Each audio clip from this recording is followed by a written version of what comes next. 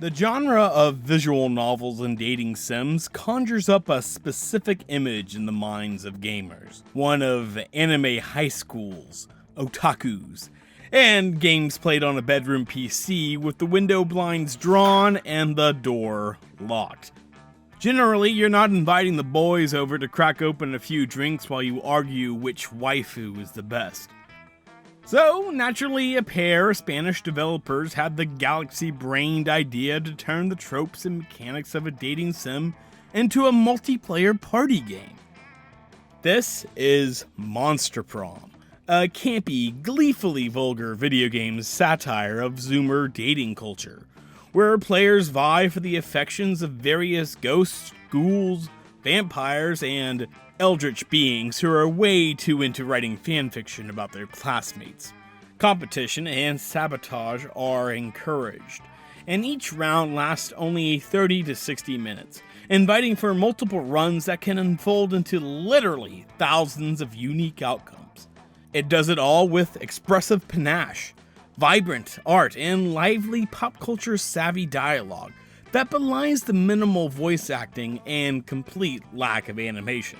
The concept of the game is novel, yet it can never quite rectify the contradiction in making the inherently solo experience of a visual novel into a social one. What I mean by that is that party games aren't usually this verbose, and there is a lot of reading in Monster Prom. Play acting the dialogue is almost a necessity, but if you don't have a group of friends with theater kid type personalities, large portions of the game will be spent silently reading blocks of text until everyone is caught up. Also, the writing is a bit extra. Some might use the word cringe. The game describes itself as postmodern, though that's just a pretentious way to say it makes a bunch of meta jokes about its own mechanics, and strains hard to be hip about pop culture trends. That's part of the central satirical gag. These literal monsters maintaining a performative, socially conscious image, all while they commit morally depraved acts. However, I don't necessarily blame anyone who finds the indulgent, over-the-top writing completely insufferable. Other comedy party games like Quiplash and Cards Against Humanity offer a greater degree of player expression, allowing the participants to set their own collective sense of humor. The player's role in Monster Prom, however, is largely reactive to pre-written punchlines, and if one person in the group can't vibe off that specific comedic wavelength, then it doesn't work as a party game. Another barrier is that the game doesn't explain its mechanics all that well. At the beginning, you're given a personality quiz that determines your skill sheet and which two monsters start with affection towards you. You're then placed on a map with 6 different buildings that correspond with a +2 to one of your stats, and an event that presents the player with a dialogue choice. Pick the right one and you're granted a stat boost, and or +1 affection to one of the monsters. Choose wrong and your skills are penalized. The thing is, both choices are always equally absurd, and there's no clear indication which one of them is the right answer. The skills themselves are also clouded in vagary. Some seemingly correspond with each of the monsters' personalities. Polly, the hedonistic ghost, likes to have fun. Damien, the rebellious demon, is bold. Calculester, the charmingly aloof computer, is smart. However, others are harder to pin down. Is Miranda, the aristocratic mermaid, more moved by money or charm? How do you impress Scott, the himbo werewolf? There are runs where you can score 3 or 4 affection points with a certain monster, but then still be rejected to the prom because your stats are not high enough, or even vice versa. A couple of rounds with the right friends and a few drinks can be fun, but beyond that, the apparent entropy of the game makes it feel like the returns are diminishing. At the end of the round, the game tells you how many unique events and secret endings you uncovered out of over 2,000 possibilities. Clearly, Monster Prom has cavernous depth that, counterintuitive to the game's tagline, would be unwieldy to explore in multiplayer. I'll illustrate it like this. There are multiple layers in which a player can engage with Monster Prom. Obviously, getting your theater kid friends together to revel in the chaos of the writing and game systems is primarily how the game is marketed. Then below that is actually figuring out what skills will woo each monster. But even after taking out all 8 monsters to prom, and being rejected by all of them, those post-game drafts are barely filled. In particular, the 47 secret endings. We have to go deeper, down into where this dating sim becomes a meta-game puzzle box, where the challenge is to unfold the underlying systems and branching narrative paths over multiple playthroughs. That is where Monster Prom got its hooks into me. First is figuring out which traits I need to win over each monster. I could just look up the skill checks for every character on the Monster Prom wiki, but at that point it ceases to be a game and becomes a rote checklist to fill. Where's the fun in that? These characters are so vividly realized that it's easy to intuit at least 1 or 2 of the skills required to take them to prom. Each character has a primary and secondary skill to shoot for, and the challenge then becomes a game of trial and error to find the right alchemy of stats and affection points, and at times it can be a little frustrating. Simply put, the biggest flaw of Monster Prom is that the writing is not enough to signpost the mechanics.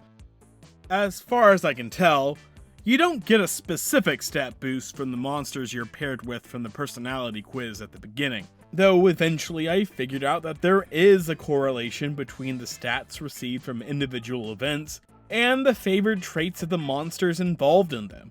For instance, Polly, the partying poltergeist, favors fun and boldness, and you're rewarded with 1 or both of those stats if you pass a skill check involving her. I love how little mechanical nudges like that go a long way into guiding observant players into the optimal strategy. The events themselves are thoughtfully designed. At first, my assumption was that there was a concrete right or wrong answer that was consistent across every run.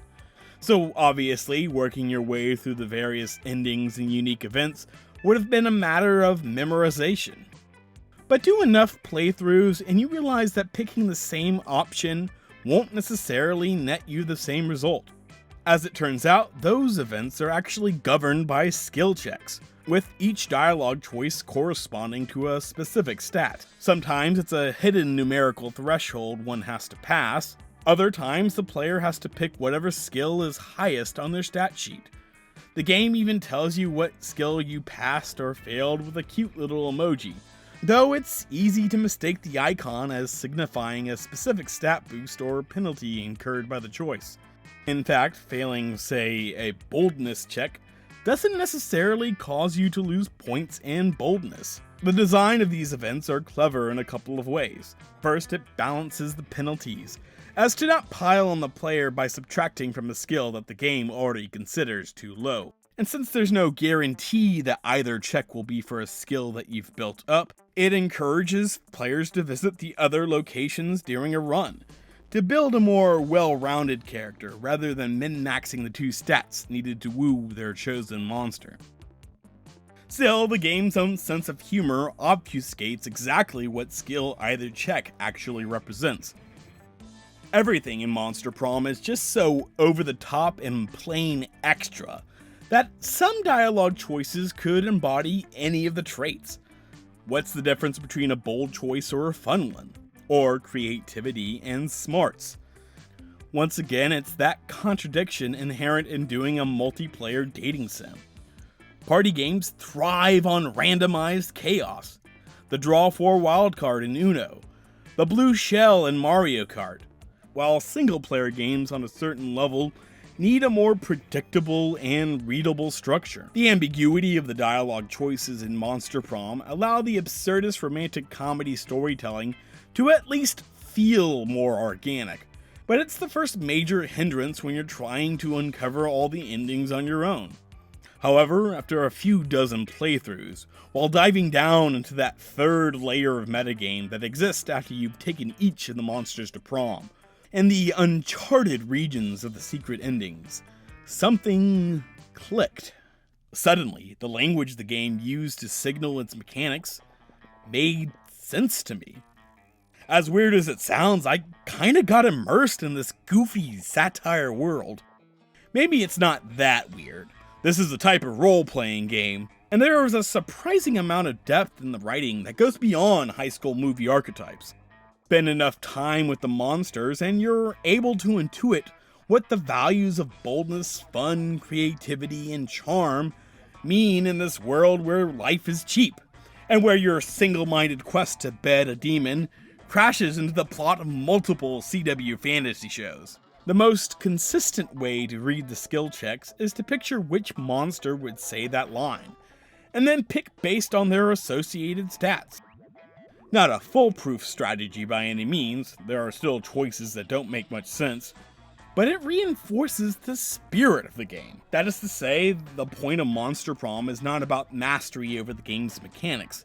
Even the most comprehensive guides are incomplete, especially for a series with such a rabid fanbase, and the comments of those articles are filled with seemingly contradictory information. Some of those secret ending quests can be bought in the game's shop, though more often than not, they come randomly on each run, which are hard to distinguish from normal one-off events. One has to simply allow the game to be their narrative guide, and to play with the understanding that no matter the outcome, there is always something new at the end of every run.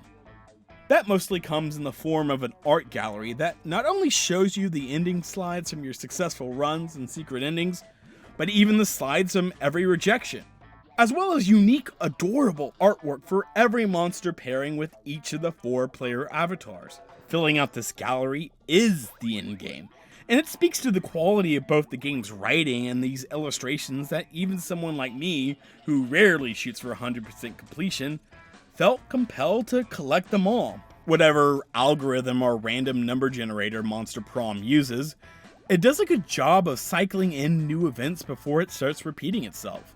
One can play this game for 10 hours and still be coming across new events and quest lines, which is a credit to the sheer amount of dialogue contained in the game.